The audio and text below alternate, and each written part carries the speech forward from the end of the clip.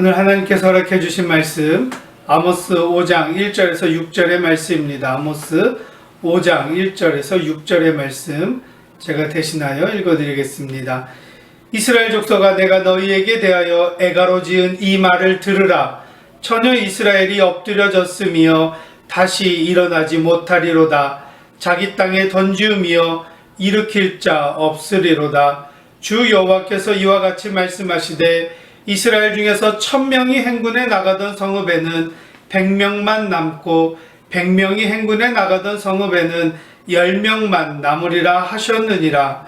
여호와께서 이스라엘 족속에게 이와 같이 말씀하시기를 너희는 나를 찾으라. 그리하면 살리라. 베델을 찾지 말며 길갈로 들어가지 말며 브엘세바로도 나아가지 말라. 길갈은 반드시 사로잡히겠고 베델은 비참하게 될 것임이라 하셨나니 너희는 여호와를 찾으라. 그리하면 살리라. 그렇지 않으면 그가 불같이 요셉의 집에 임하여 멸하시리니 베델에서 그 불들을 끌 자가 없으리라.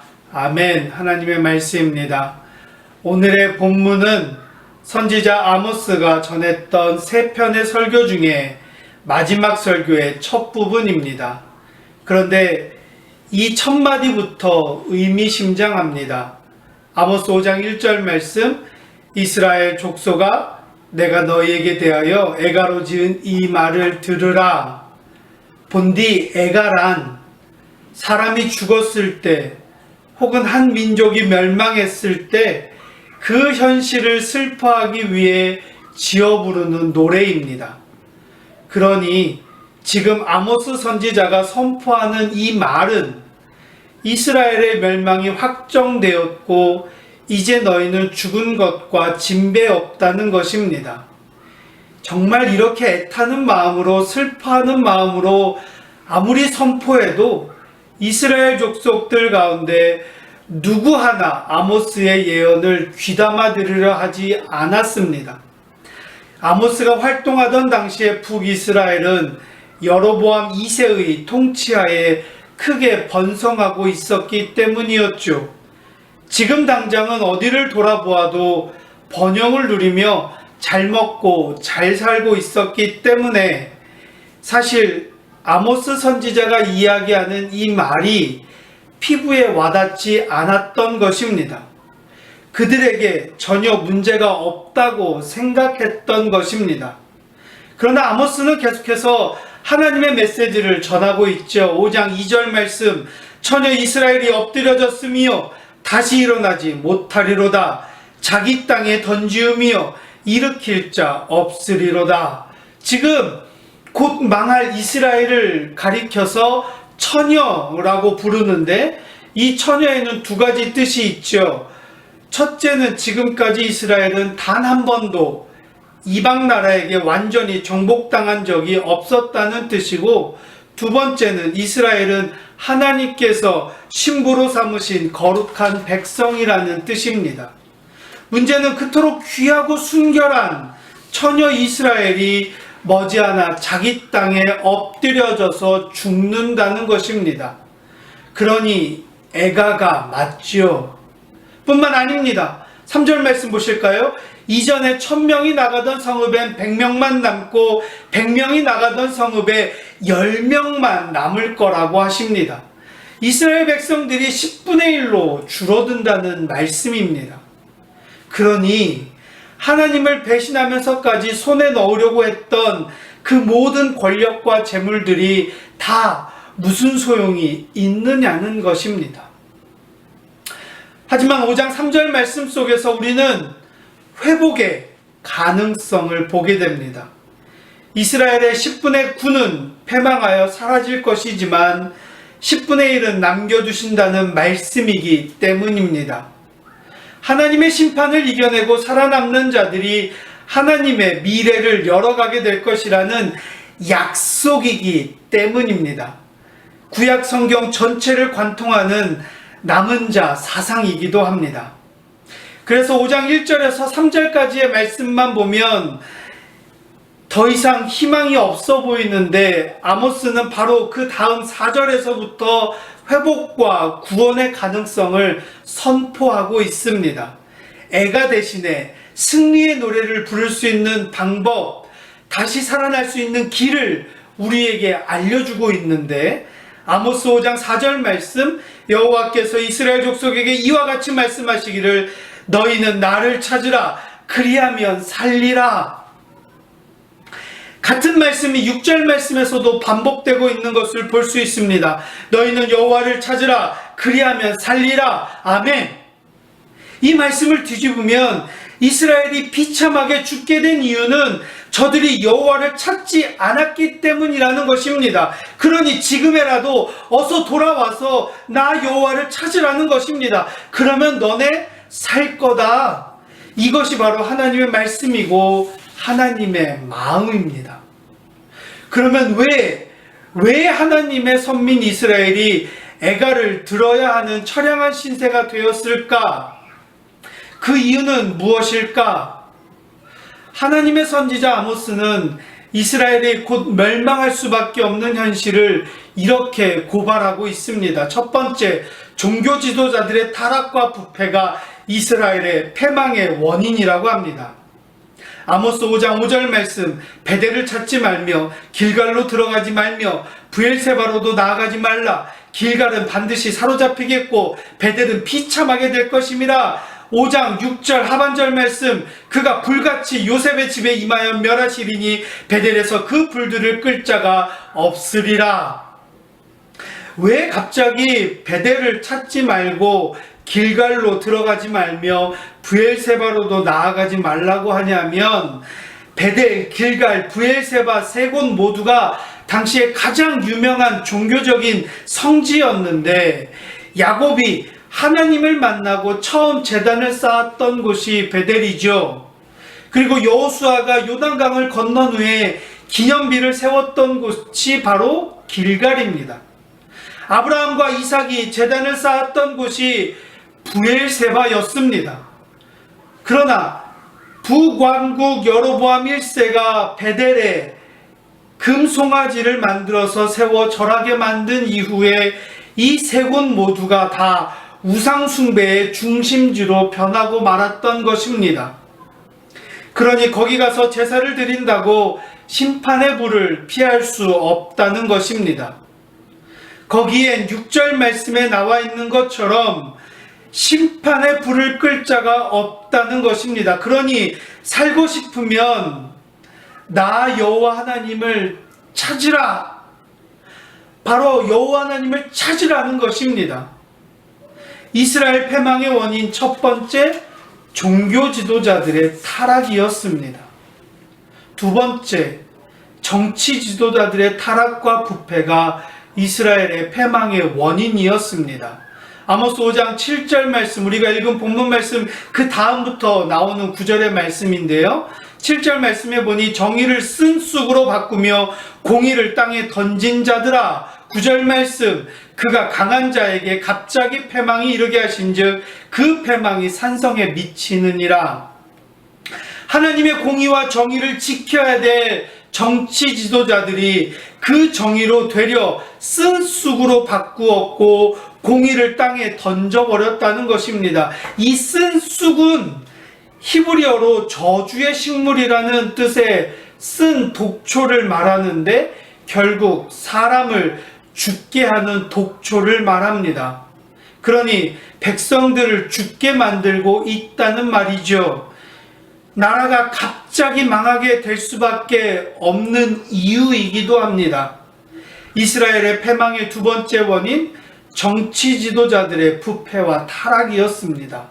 세 번째, 국가 공무원들, 특히 세금을 위시해서 나라의 살림을 관리하는 자들의 부패와 타락이 이스라엘 패망의 원인이라고 지적합니다. 아모스 5장 11절 상반절 말씀, 너희가 힘없는 자를 밟고 그에게서 미래 부당한 세를 거두었은즉, 이 공무원이라고 하는 지위를 이용해서 힘없는 자들을 짓밟고 가난한 자들에게서 부당한 세금을 취한 자들, 저들 때문에 이스라엘이 망하게 되었다는 것입니다.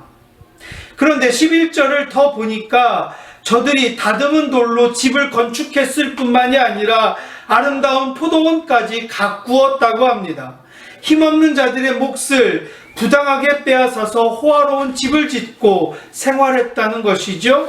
그러나 저들이 그 집에서 살지 못할 것이고 저들이 포도원에서 포도주를 마시지 못할 것이라고 하시는 하나님의 말씀까지 우리 한번 보시기 바랍니다. 왜냐하면 곧 저들 때문에 그렇게 생활을 하고 그렇게 핍박을 했던 그들 때문에 온 나라가 다 망할 것이기 때문이고, 나라가 망하는데 좋은 집이 무슨 소용이고 아름다운 포도원이 무슨 소용이 있겠습니까? 이스라엘의 패망의 원인 세 번째, 국가공무원들의 타락과 부패였습니다. 네 번째, 사법부의 부패와 타락이 이스라엘의 패망의 원인이라고 합니다. 아모스 5장 12절 말씀, 너희의 허물이 많고 죄악이 무거움을 내가 아노라. 너희는 의인을 학대하며 뇌물을 받고 성문에서 가난한 자를 억울하게 하는 자로다. 당시 성문은 재판정이었었습니다. 그런데 거기에서 공공연히 뇌물이 오고 갔다는 것이죠. 뇌물에 따라서 재판의 결과가 달라졌다는 것입니다. 뇌물을 줄 마음이 없는 정직한 의인은 되려 학대를 당하고, 또 뇌물을 바칠 능력이 없는 가난한 자들은 억울하게 당할 수밖에 없었던 것입니다. 하나님은 이 부분에 대해서 특별히 경고하십니다. 12절 말씀을 자세히 보면 너희의 허물이 많고 죄악의 중함을 내가 아노라. 법을 다루는 사람들의 타락은 나라를 망하게 하는 가장 중한 범죄라는 뜻입니다. 이스라엘의 패망의 네 번째 원인, 사법부의 타락과 부패였습니다. 다섯 번째, 지식인들의 침묵이 이스라엘의 패망의 원인이었습니다.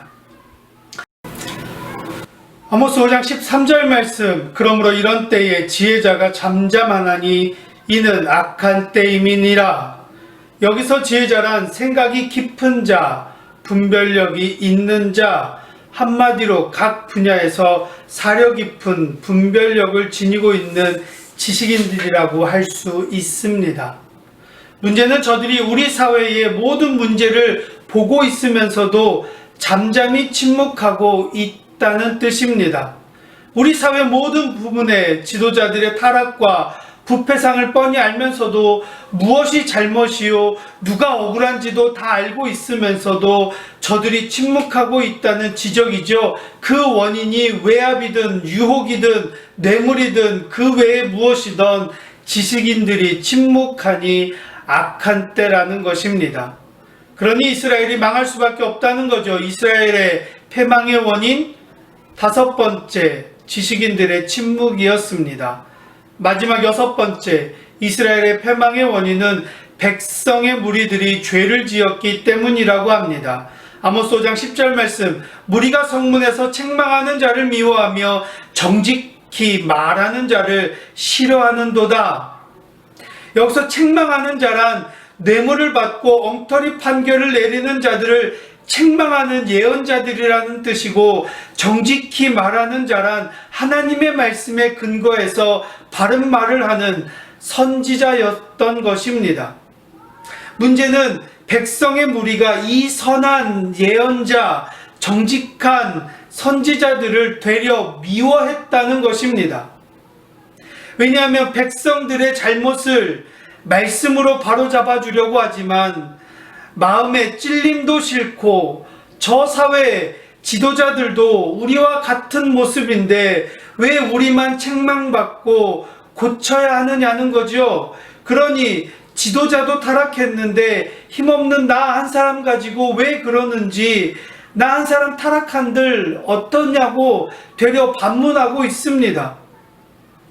이런 무책임한 생각들이 퍼져나가다 보니 정의를 말하는 예언자를 싫어하고 정직하게 말하는 선지자를 미워하게 되었던 것이죠.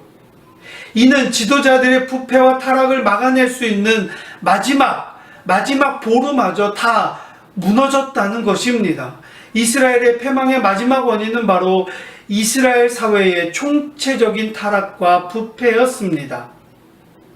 결국 이스라엘 전체의 타락과 부패를 목격한 아모스 선지자가 이대로 가는 한 저들에게 반드시 일어날 일에 대해서 이렇게 경고하고 있는데 5장 16절 17절 말씀, 그러므로 주 만군의 하나님 여호와께서 이와 같이 말씀하시기를 사람이 모든 광장에서 울겠고 모든 거리에서 슬프도다 슬프도다 하겠으며 농부를 불러다가 애곡하게 하며 울음꾼을 불러다가 울게 할 것이며 모든 포도원에서도 울리니 이는 내가 너희 가운데로 지나갈 것임이라 여호와의 말씀이니라. 사랑하는 성도님 여러분, 지금 하나님이 이 땅에 오신다면, 지금 당장 하나님이 우리 사회의 한복판을 걸어 지나가신다면 우리는 어떻게 될 것이라고 생각하십니까?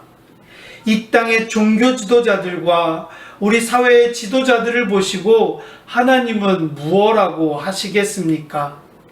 이 땅의 성도들과 이 땅의 백성들을 바라보면서 하나님은 또 무엇라고 하실 거라 생각합니까? 만약 오늘이 그날이라면 모든 광장과 거리거리마다 통곡하게 될까요? 아니면 할렐루야 주님의 이름을 부르며 찬양하는 가운데 주님을 영접하게 될 수 있을까요? 솔직히 자신 없는 부분이 정말 많습니다. 지금 하나님이 오신다면 우리 모두는 당장 이스라엘처럼 크게 질책을 받을 것 같아 두렵고 떨리는 마음입니다. 정치 지도자들을 보아도 그렇고 나라의 살림을 맡은 분들을 보아도 그렇고 법조계나 교육 혹은 국가 공무원들을 보아도 모든 분야의 지식인들을 보아도 그렇고 그 어느 분야를 보아도 영적으로 정결하고 정직한 청정지대가 보이지를 않습니다.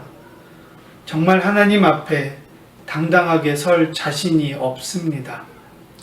그래서 주신 말씀이, 그래서 주시는 소망의 말씀과 희망의 말씀이 하나님을 찾으라고 하신 것입니다. 다시 5장 4절 말씀, 여호와께서 이스라엘 족속에게 이와 같이 말씀하시기를 너희는 나를 찾으라 그리하면 살리라. 그러면 어떻게 해야 하나님을 찾을 수 있을까? 그 답이 14절 15절 말씀에 나오는데 너희는 살려면 선을 구하고 악을 구하지 말지어다. 만군의 하나님 여호와께서 너희의 말과 같이 너희와 함께 하시리라. 너희는 악을 미워하고 선을 사랑하며 성문에서 정의를 세울지어다. 만군의 하나님 여호와께서 혹시 요셉의 남은 자를 불쌍히 여기시리라. 지도자는 지도자대로, 백성은 백성대로 자기가 선 자리에서 모든 악행을 버리고 선을 사랑하며 선을 행하라는 것입니다. 돌이켜야 한다는 것이죠. 그 누가 뭐라 한들 선하게 살아가는 기쁨을 누리라는 것입니다. 그러면 너무너무 중요한 말씀입니다. 5장 24절 말씀, 오직 정의를 물같이 공의를 마르지 않는 강같이 흐르게 할지어다. 하나님의 정의와 공의가 무너지면 다 무너진다는 것입니다. 나라가 망하는데 나만 잘 먹고 잘 사는 길은 없다는 거죠. 하나님의 정의와 공의를 강같이 흐르게 해야 되는데 돈이나 권력으로 하나님의 선함이 이 땅에 흐르는 것을 막지 말라는 것입니다. 혹은 나 개인의 이익으로 하나님의 정의와 공의가 강처럼 흐르는 것을 막지 말라는 것입니다. 하나님의 말씀대로 사는 자들이 잘 되는 사회, 정직하게 사는 자녀들이 행복한 사회를 세우라는 것입니다. 그러면 내가 너희와 함께 할 것이고, 그러면 내가 너희를 긍휼히 여길 것이다. 이것이 바로 하나님의 말씀이고 하나님의 마음이죠. 사랑하는 그리고 존경하는 우리 성도님 여러분, 우리 성도들이 해야 될 일은 나부터 여호와 하나님을 찾아서 만나는 일입니다. 하나님을 찾으시되 하나님이 기뻐하시는 일을 찾으시기 바랍니다. 공의와 정의를 세우며 힘없는 자들을 변호하며 위기일수록, 다급할수록, 길이 보이지 않을수록, 소망이 없는 곳에서 방황하지 마시고 하나님을 찾아 만나시기 바랍니다. 여호와 하나님이 함께 하시며 우리와 함께 살 길을 열어주실 줄 믿습니다. 아멘. 또한 각 분야의 지도자들을 위해서도 기도해 주시기 바랍니다.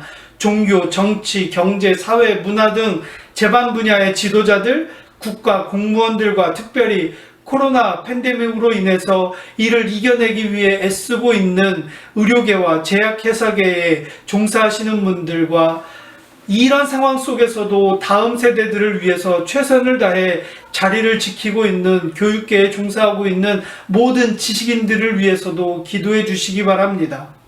저들의 부패와 타락으로 온 나라가 망하는 일이 없도록 해주시고 이 땅의 지도자들이 먼저 하나님을 경외하게 해주시고 특히 이 나라의 위정자들이 하나님의 말씀에 순종해서 이 위기의 상황을 잘 이겨내고 온 백성이 치유되고 회복되게 해달라고 기도해 주시기 바랍니다. 그래서 이 땅에 하나님의 정의와 공의가, 하나님의 자비하심이 이 땅에 흐를 수 있게 해달라고 기도해 주시기 바랍니다. 또한 이 땅의 백성들을 위해서도 기도해 주시기 바랍니다. 아직도 건강한데 퇴직할 수밖에 없는 분들, 일자리를 구하지 못해 희망조차 잃어버린 청년들, 소외당한 분들, 소년소녀 가장들, 독거 어르신들, 외국인 노동자들, 그리고 코로나로 인해서 육신의 아픔과 고통으로 힘겨워하고 있는 모든 이 땅의 백성들을 위해 부디 하나님 안에서 형통의 삶을 살 수 있게 해달라고 기도해 주시기 바랍니다. 이 땅의 백성들이 예수를 십자가에 못 박는 어리석은 무리가 아니라 우리 사회 지도자들의 양심을 깨우고 하나님의 정의와 공의를 지켜내는 양심의 소리가 되게 해달라고 기도해 주시기 바랍니다. 마지막으로 존경하는 우리 부모님들께 말씀드립니다. 우리 자녀들을 위해서 기도해 주시기를 부탁드립니다. 저들이 우리 사회의 각 분야에서 하나님 보시기에 정직한 지도자가 되게 해달라고 기도해 주시기 바랍니다. 교회가 배출한 인재들이 우리 사회 각 분야에서 민족의 내일과 하나님의 미래를 책임질 지도자들이 되게 해달라고 기도해 주시기 바랍니다. 특별히 온 지구촌이 아파하고 있는 이때에 이 아픔을 보고 과연 내가 하나님이 허락해 주신 비전이 무엇이고 하나님이 허락해 주신 사명이 무엇인지 깨달아 알아서 우리 자녀 세대들이 하나님 허락해 주신 비전을 가지고 이 지구촌을 향해서 그 꿈을 펼쳐나갈 수 있도록, 그래서 하나님 나라를 이루어가는 데에 크게 쓰임받을 수 있는 우리 자녀들이 되게 해달라고 먼저 기도해 주시기 바랍니다. 그래서 언제든 우리 하나님이 이 땅에 오신다고 해도 할렐루야 주님의 이름을 찬양하며 주님을 기쁨으로 영접할 수 있는 우리의 삶이, 우리의 모습이 되기를 간절히 소망합니다. 바로 그럴 때에 우리는 이 죽음의 시대 속에 하나님께서 살려주시고 이 땅의 남은 자로서 이 사명의 삶을 우리는 살아가게 될 것입니다. 이제 말씀 마음에 새기면서 찬양 부흥 함께 찬양하시겠습니다.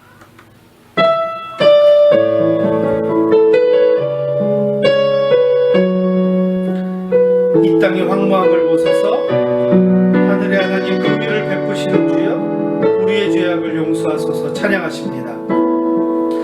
이 땅의 황무함을 보소서. 하늘의 하나님 긍휼을 베푸시는 주여, 우리의 죄악 용서하소서. 이 땅 고쳐 주소서. 이제 우리 모두 하나 되어 이 땅에 무너진 기초를 다시 쌓을 때 우리의 우상들을 태우시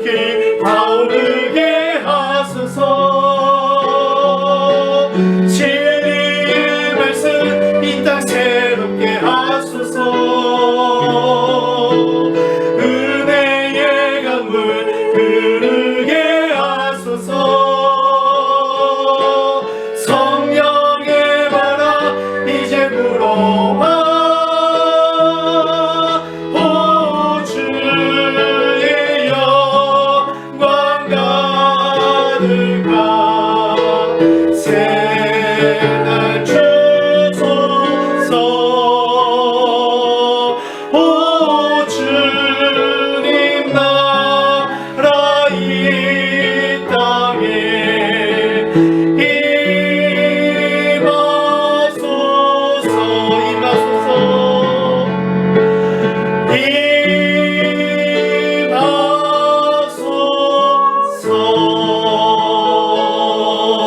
임하소서 아멘.